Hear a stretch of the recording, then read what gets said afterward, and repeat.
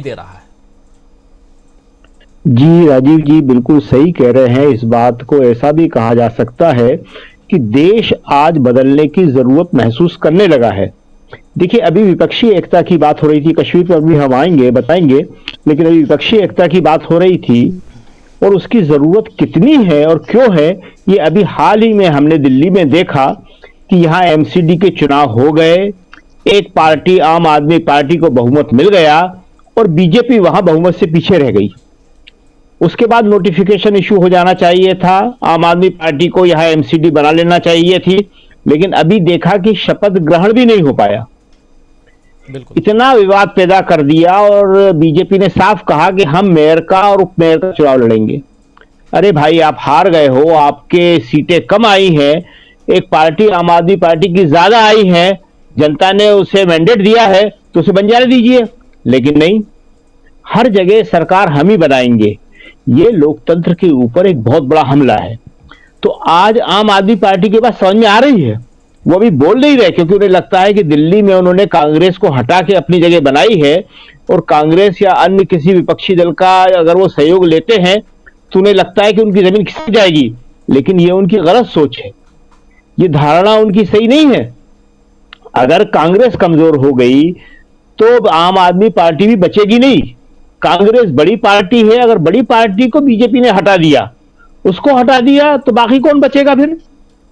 आज आप देखिए कि एमसीडी में अभी तक मेयर नहीं बन पा रहा है और अब ऐसा लग रहा है कि आम आदमी पार्टी का मेयर बनने भी नहीं देंगे। वो या तो बीजेपी का बनेगा या वहां प्रशासक को बैठा देंगे।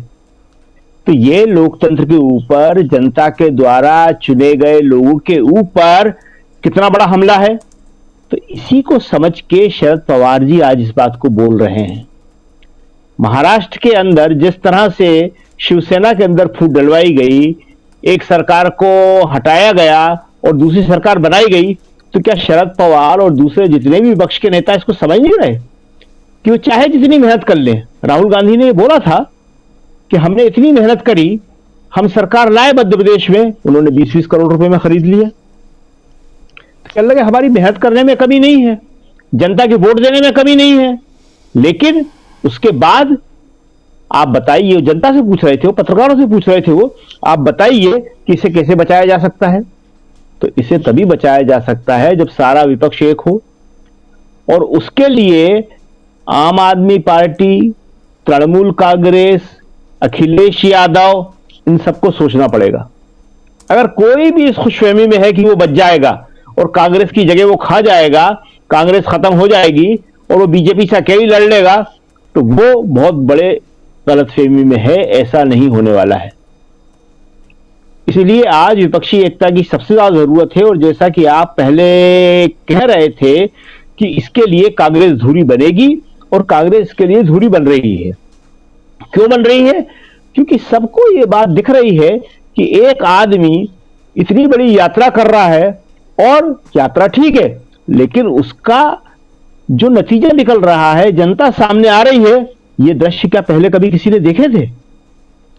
इतनी जनता हर राज्य में एक के बाद एक, हर राज्य में बढ़ता जा रहा है कारवां, और गांधी जो है उनके अंदर जो है आत्मविश्वास आ रहा है, वो तो कमाल का आत्मविश्वास है। आज राहुल गांधी राजनीति से ऊपर उठ के जिस तरह बात कर रहे हैं, तो वो सारे विपक्षी दलों में एक हौसला पैदा कर रहा है, एक भरोसा पैदा कर रहा है कि राहुल गांधी अगर आए, विपक्षी एकता की बात हुई, तो सबको जितना जिसका शेयर है उसको ईमानदारी से मिलेगा। और अब थोड़ी सी कश्मीर की बात हम और करेंगे। तो कश्मीर के अंदर दीपक कपूर साहब का योगदान बहुत बड़ा था, सारे आर्मी चीफ का योगदान बहुत बड़ा था, और वहां हर जवान का योगदान बहुत बड़ा है। लेकिन आप उसको इस तरह से भुला देंगे, ये बहुत अच्छी बात नहीं है। उसी जम्मू कश्मीर के अंदर, लद्दाख के अंदर हमारे सैनिक मारे गए थे, और उसके बाद आपने कहा कि न कोई घुसा है न कोई है, और उसके बाद उन्होंने अरुणाचल में करके दिखा दिया, वो दूसरे इलाकों में कर रहे हैं। तो ये आज आप किसी आर्मी चीफ अगर राहुल की यात्रा में आ जाएगा तो आप उस पर हमला कर देंगे। अरे ये आर्मी चीफ, ये लोग पहले भी बीजेपी से मिले रहे, दूसरी पार्टियों से मिलते रहे, उनकी पार्टियों में शामिल हुए। आज वीके सिंह साहब हैं, वो भी तो आर्मी चीफ थे आखिर, उनके ऊपर तो किसी ने इस तरह से बिलो द बेल्ट हमला नहीं किया। वो तो आज बीजेपी की सरकार में मंत्री हैं, उन्हें आना चाहिए था दीपक कपूर के बचाव में, लेकिन वो चुप है। भाई दीपक कपूर ने क्या गलती करी? वो जोड़ों में तो शामिल हुए ना, किसी तोड़ों में तो शामिल नहीं हुए। वो एक यात्रा में शामिल होके वो अपनी पूर्व सैनिकों की जो ये अग्निवीर के नाम से भर्ती हो रही है ठेके पे, उसकी और दूसरे तमाम विषयों पे जिस पे वो बात करना चाहते हैं एक आजाद भारत के नागरिक के तौर पे, वो कर सकते हैं और कर रहे हैं वो। तो उसके ऊपर ये कहना कि वो फलाने उसमें शामिल थे, वे उसमें शामिल थे, सेना से हटके किसी के दूसरे चीजों पे आरोप लगाना और जिसमें कहीं कोई सबूत नहीं है, जिसमें कोई सिद्ध नहीं हुआ है, ये कोई अच्छी बात नहीं है। ये सेना का और सैनिकों का और पूर्व सैनिकों का सबके साथ अन्याय है ये। तो ये जो है यात्रा की सफलता ही है कि सरकार को, बीजेपी को इस तरह के हमले करना पड़ रहे हैं।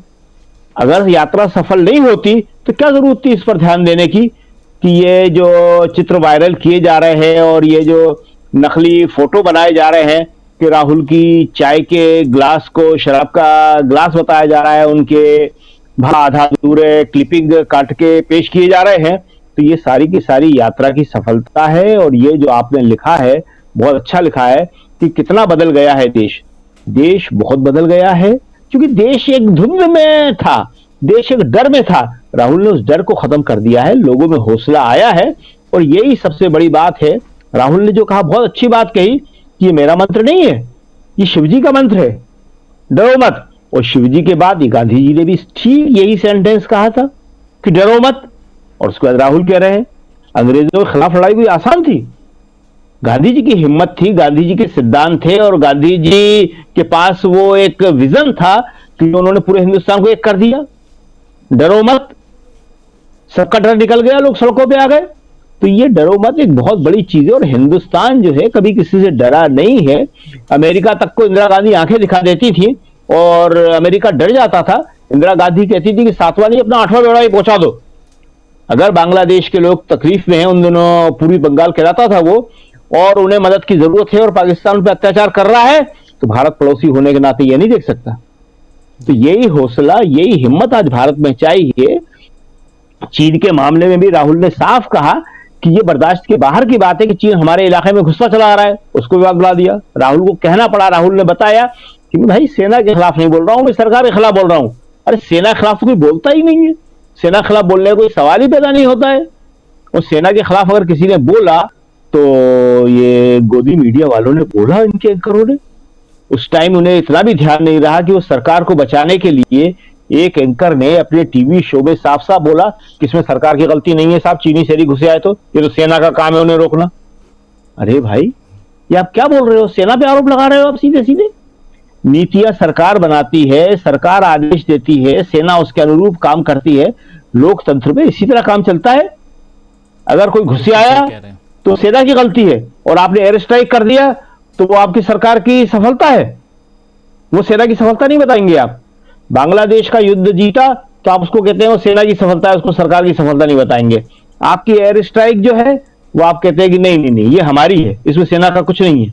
तो इस तरह की बातें आज जनता की समझ में आने लगी है और जनता इस बात को समझ रही है कि उन्हें एक भावनाओं के अंदर हिंदू मुसलमान करके जाति के नाम पर, झूठ के नाम पर उन्हें बरगलाया गया है। और जनता समझ रही है कि उसकी असली समस्याएं क्या है और इसीलिए आज वो यात्रा में आ रही है और इसीलिए देश बदल रहा है। जी बिल्कुल, ये समझने की